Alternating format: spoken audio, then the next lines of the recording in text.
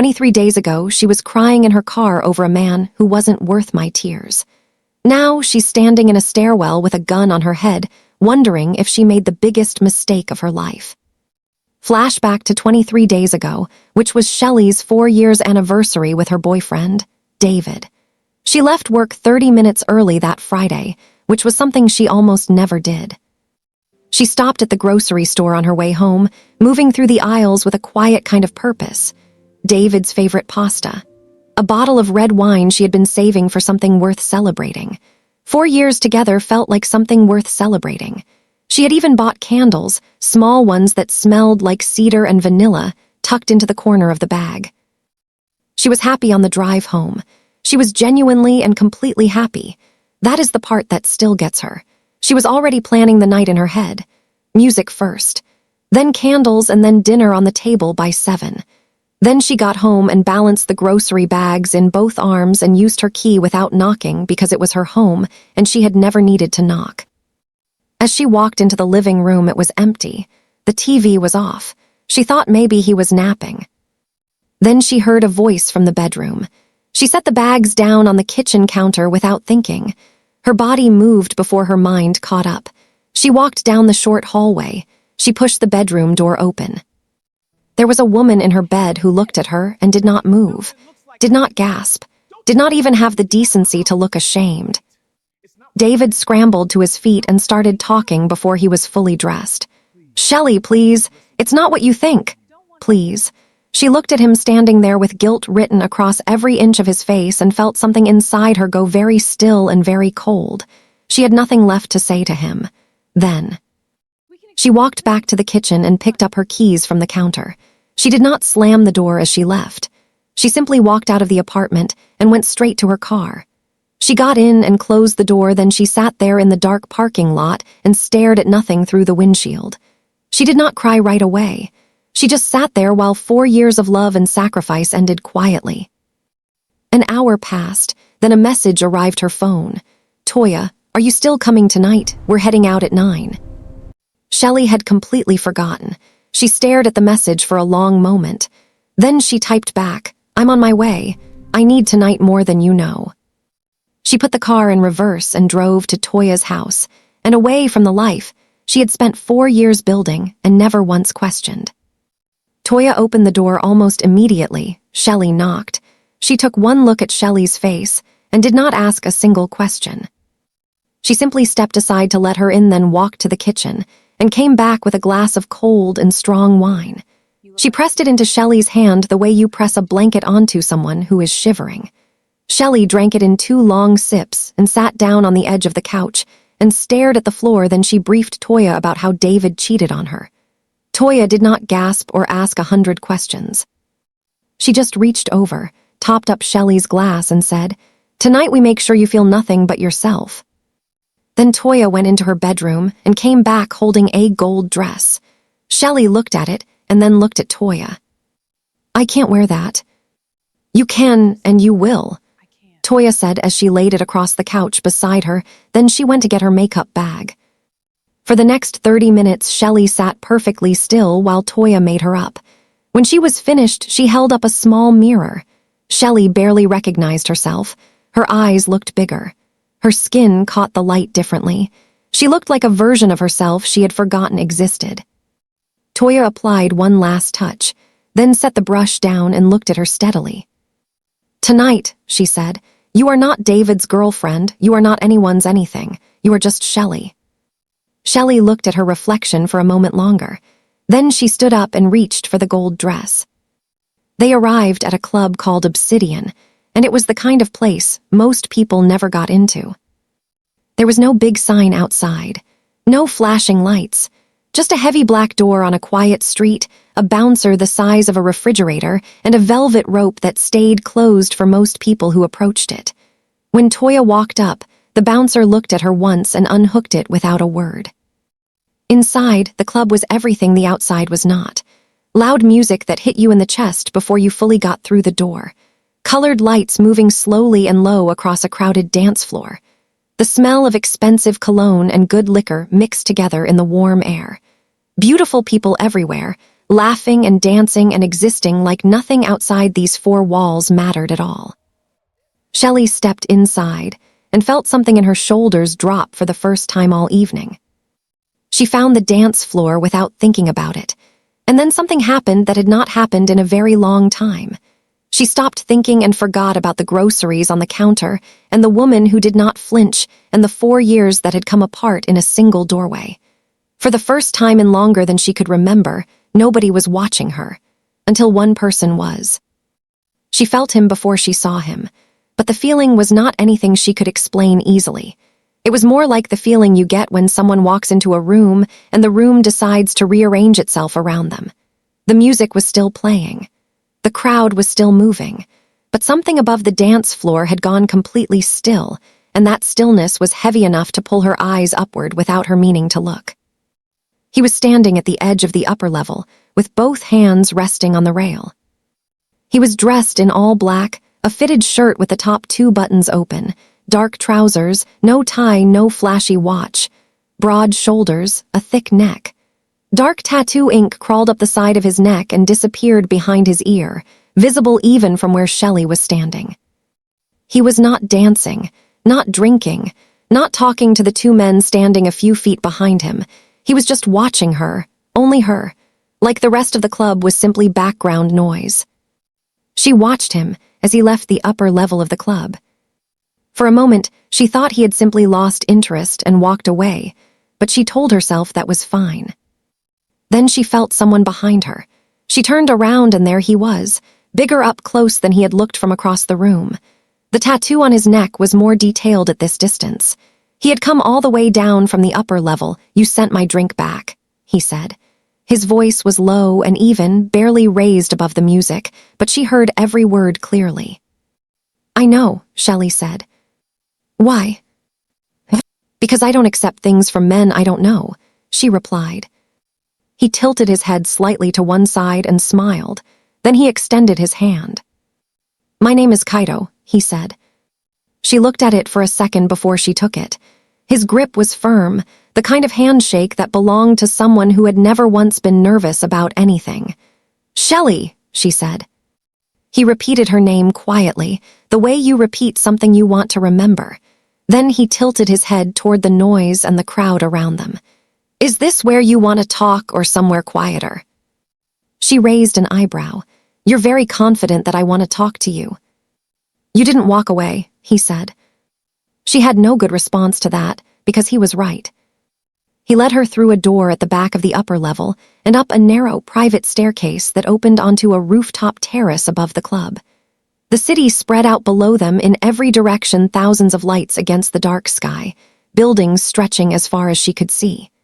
The music from downstairs faded into a soft, distant hum up here, like the club was something happening in another world. Shelly walked to the railing and looked out. "Does this belong to you too?" Kaito stood beside her, looking at the city. "Part of it," he said simply. They sat down and talked for 2 hours without noticing the time pass. She told him about the 4 years of sacrifice she made for a man who ended up cheating on her. He told her about a father who handed him an empire before he was old enough to understand what empires cost, and about notebooks full of building sketches that someone told him were not part of his future. 2 people who had been living a life shaped by other people's expectations, sitting above a city that did not know either of their names. For one night, neither of them had to fit in. They were still on the rooftop terrace when the club below them began to thin out. The dark sky started to show the first hint that morning existed somewhere on the other side of it, and they have already gotten familiar with each other over the past 2 hours. Kaito stood up from his chair and looked at her for a moment. Then he said, "Come with me." Shelly looked at him. She knew exactly what he meant, and she knew exactly what it would mean if she agreed to follow him. She thought about it for a moment. "Okay," she said, and she meant it. That was the part she needed to be honest about, at least with herself. This was not the alcohol deciding for her. She had nursed 1 drink the entire evening and her head was completely clear. This was not loneliness pushing her forward either. When they went down to where Kaito's car pulled up outside the club, she got in without hesitating, and they drove off to his house, which was in the quietest part of the city's most expensive district. The kind of neighborhood where the streets were clean at 2 in the morning. His penthouse took up the entire top floor. When the elevator opened directly into the apartment, she stepped out and stood still for a moment, just taking it in. It was vast and spare and almost completely silent. High ceilings, floor-to-ceiling windows wrapping around 3 sides of the room, the city glittering below like something decorative. Dark furniture, clean lines, nothing out of place. The particular kind of quiet that belongs to someone who has spent a long time being alone with power and made their peace with it. The sex they had that night in the bedroom was not reckless. It was slow and deliberate and full of the attention she had not felt in years. He looked at her passionately. She felt completely present inside her own life for the first time in longer than she could measure. She fell asleep against his chest somewhere around 3 in the morning. His arms settled around her and held her close. She woke before dawn to the gray light and an empty space beside her. On the nightstand sat a small white card with a single phone number. No name, just the number. Shelly picked it up, held it for a long moment, then set it back down.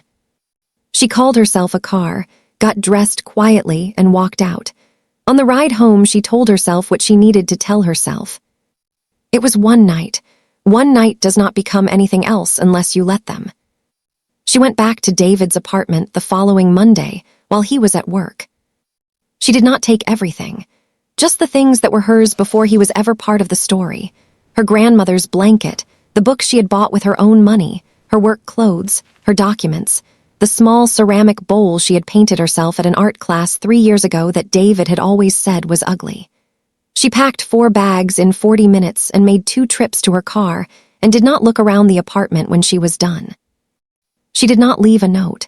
There was nothing left to say that the empty spaces would not already say for her. Then she entered the car and drove straight to Toya's house. Toya gave her the small room at the back of her apartment without being asked and put fresh towels on the bed and did not make a single comment about how long she was staying. Shelly went back to work on Tuesday and faked being normal with the kind of careful precision that exhausted her by Thursday. She answered emails. She sat in meetings. She laughed at the right moments in conversations and said she was fine when people asked and made sure her face never gave anything away. By Friday, she was so tired from faking being okay that she could barely drive home. She did not call the number on the card. She told herself that it was the right decision every day for 2 weeks, because Kaito lived at the back of her mind in ways she had not expected and could not seem to clear the memory out of her head, no matter how busy she kept herself. Not the size of him, not the tattoos or the penthouse or the part of the city that belonged to him. It was smaller things that kept coming back. The way he had listened on that rooftop without once looking at his phone or glancing at the crowd below. The way he had said her name the first time, quietly, like he was storing it somewhere. She told herself those things did not mean anything. 2 weeks after the night at Club Obsidian, on a Thursday evening, she stayed late at the office to finish a report. The parking structure was mostly empty by the time she got to her car, her footsteps echoing off the concrete walls. She heard other footsteps behind her. She turned around. It was David. He looked like he had not slept properly in days.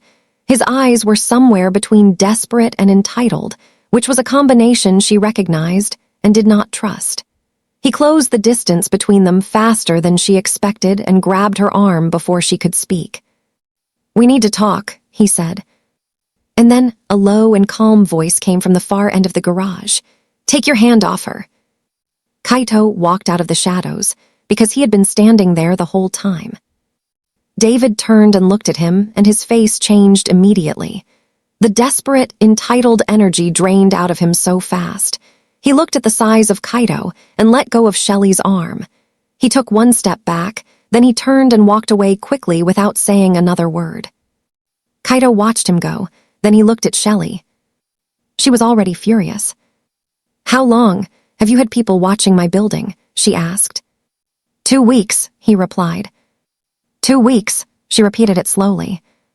She stared at him. He was not fidgeting, not searching for the right words. He was just standing there answering her questions directly, like having someone followed without their knowledge was simply a normal thing to do.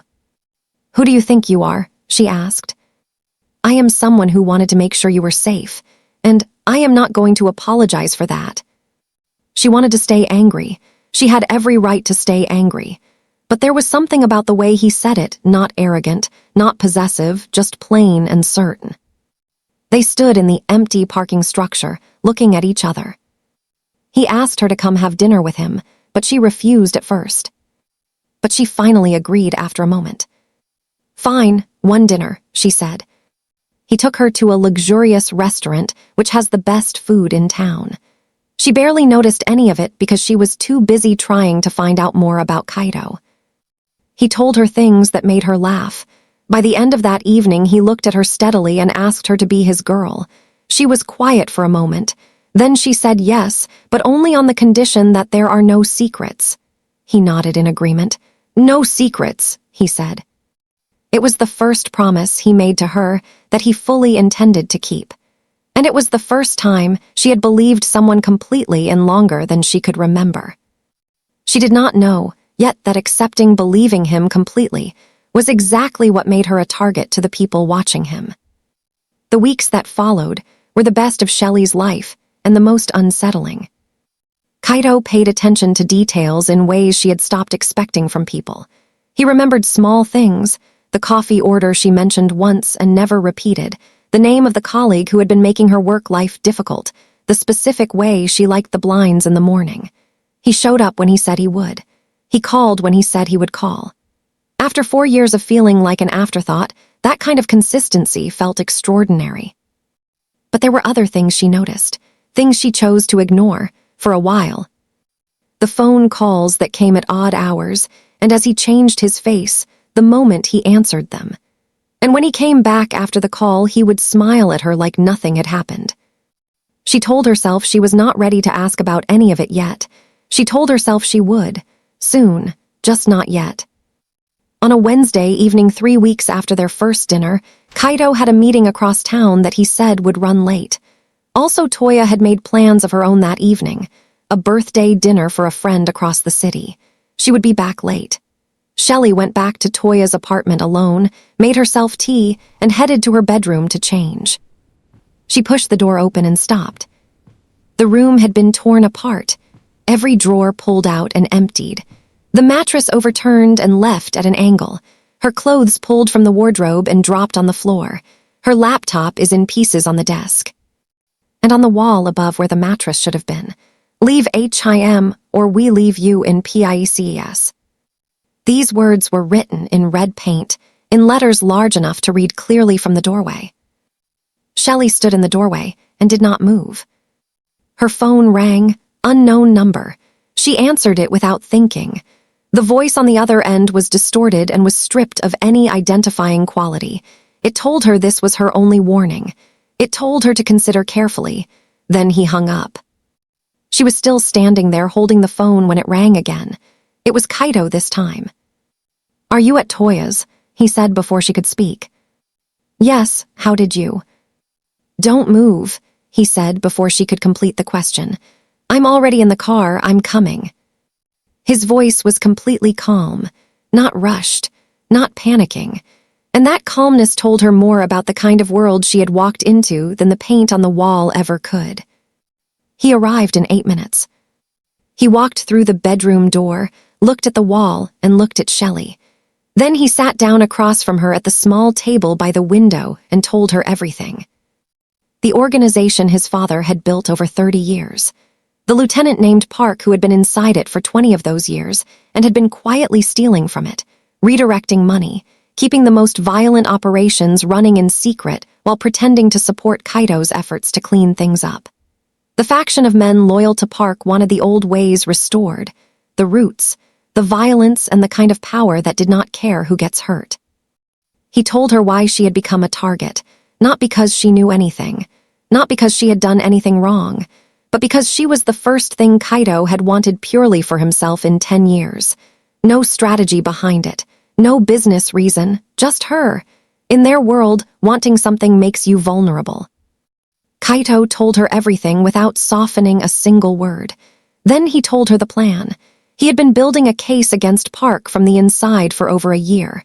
Evidence carefully gathered. Allies inside the organization who had been waiting quietly for the right moment. He needed 48 hours. That was all. He took her to the estate that night.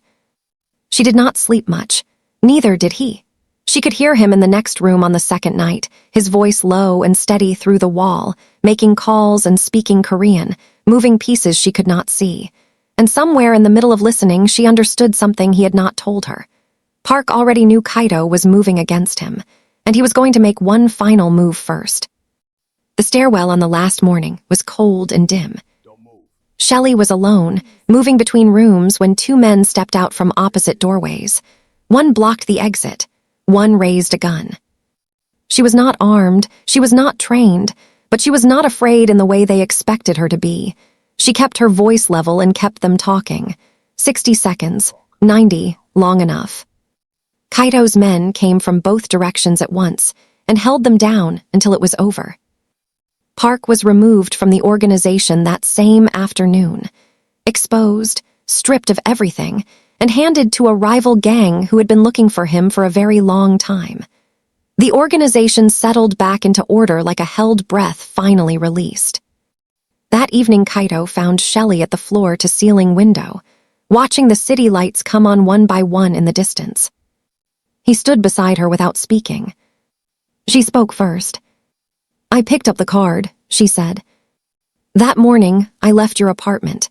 I picked it up and held it and put it back down and told myself it was just one night." "I know," he said. "I was wrong," she said. He did not say anything. He took her hand.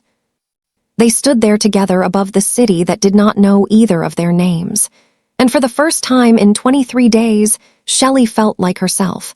Not David's girlfriend, not a target, not a woman who had been cheated on. She felt exactly like herself. If you made it all the way to the end of this story, then you already know you are exactly the kind of person this was made for. So do me a favor before you go, hit that like button. Make sure you are subscribed because there is so much more coming. Thanks for watching.